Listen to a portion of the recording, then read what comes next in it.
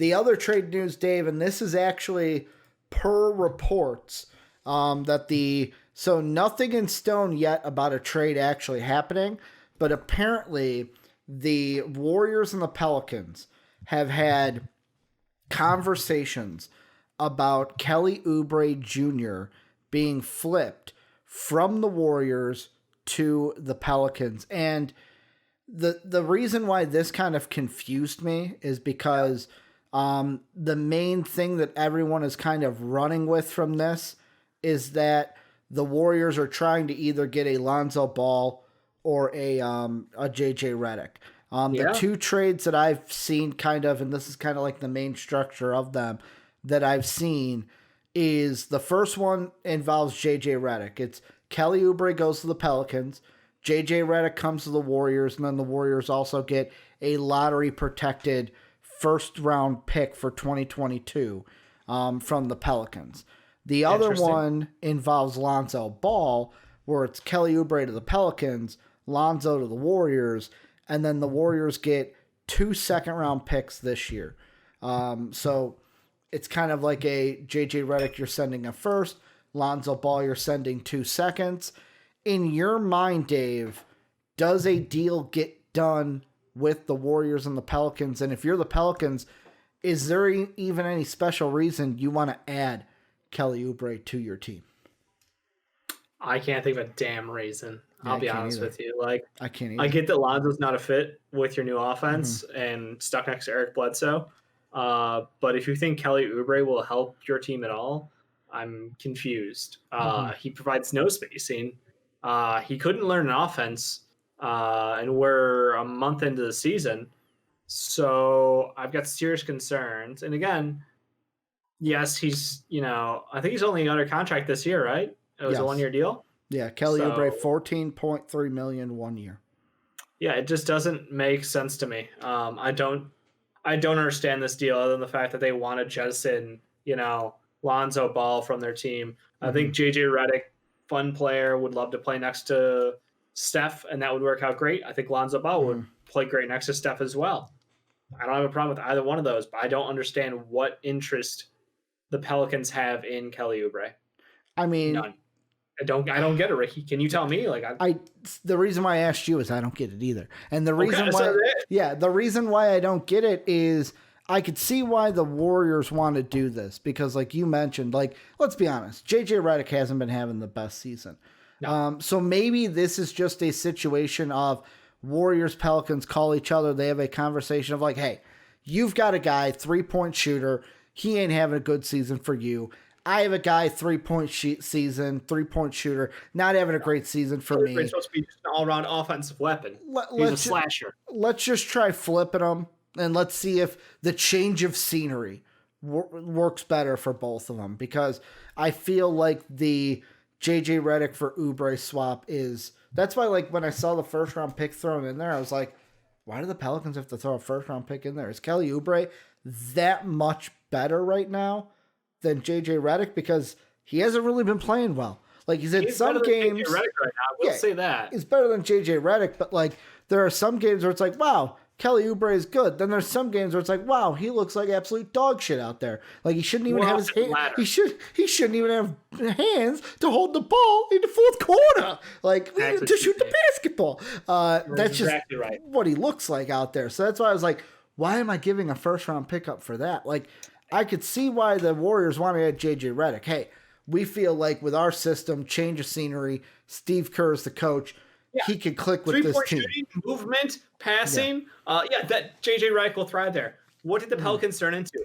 The fucking opposite. Yeah. They got Eric Bledsoe as their starting point guard. They have very little Would Stan Van even know how to use Kelly Oubre?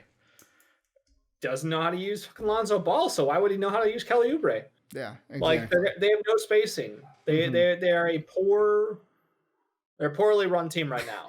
I thought for a second you were going to be they're a poor man's, and then nothing. They're not a poor man's. Poorly run team. I don't want to say their GM's an idiot because I don't think he is, but I think that the team assembly right now is, I don't know what Stan Van's supposed to do, but he's coaching poorly.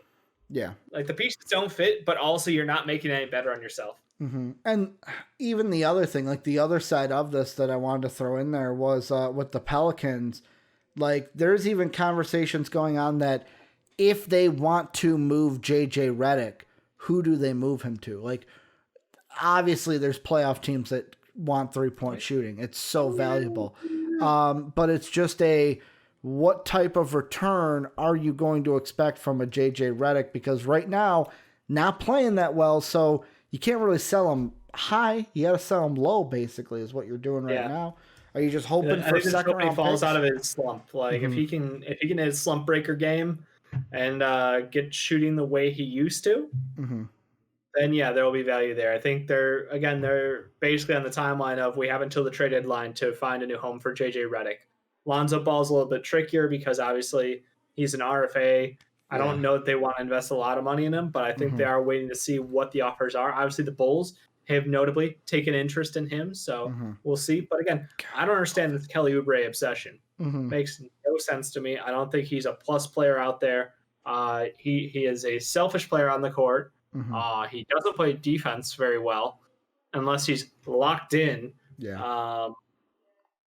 And he clearly didn't learn the offense for the Warriors, so it's kind of frustrating to watch guys who have been there as much time as he have less struggles, you know? He's a professional. He's been in the league for like 6 years, 5. I think this is 6th year. 1, 2, 3. Talk about Kelly Oubre. Might be 7th year. Yeah. Let's see.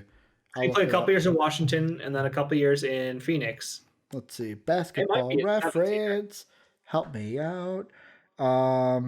The Wave Poppy, as they call him, is in his 1, 2, 3, 4, 5, 6, 7th year. Yeah, he was in Washington. Then during the 2018-2019 season, got flipped to Phoenix, and then this year got flipped to the Warriors. Yep. So again, it doesn't make a fucking lick of sense to me. Yeah, the 3 nicknames they have for him is, you're right, Tsunami Poppy, that's the popular one. Wave Poppy, and Shot. Are the 3 Tsunami nicknames Poppy. they have.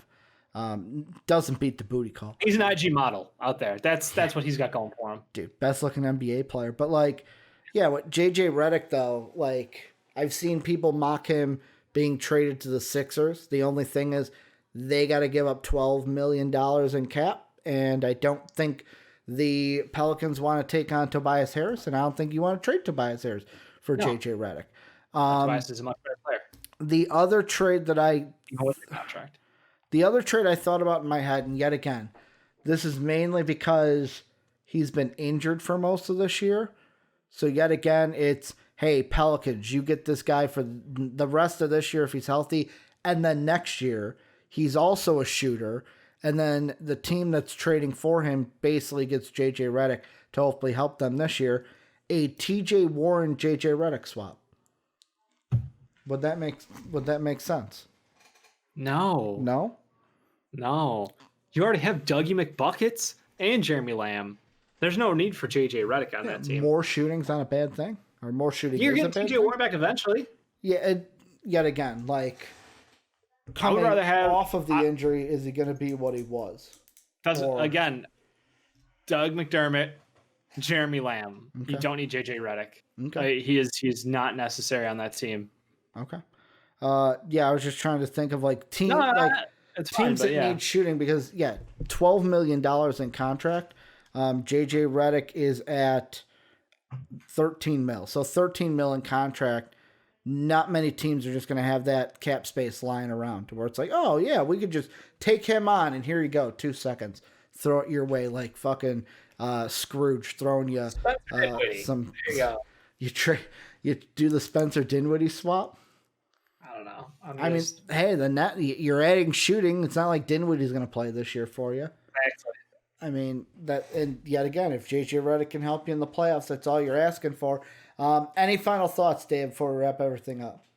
I think that's it. All right. You guys, thank you for doing everything you do. Remember, join the Discord, the greatest community in the universe. If you're not in it already, link down below, or ! Discord into Twitch chat. To get that link, you can support us at patreon.com/MVPvids, but you can also throw us a sub on Twitch as well. We're on Twitch every Monday through Friday, twitch.tv/MVPvids. We're also on YouTube at MVP Sports. Thank you to our Patreon sponsor, Pat Hill. Thank you of these other sponsor of today's show, Manscaped. Remember, 20% off and free shipping, manscaped.com. Use the code MVP. Dave and I will be back tomorrow with more. We're going to have Jake on today, but games live ran long, and I know Jake wanted to watch the Sixers-Lakers game, so we're going to have Jake on tomorrow at the end of the show to talk some baseball as well, because there's a ton of baseball news going on in the world that we need to catch up on. But we will be back tomorrow. Thank you guys for being as great as you always are. And as always, have a good day, everybody. WPN.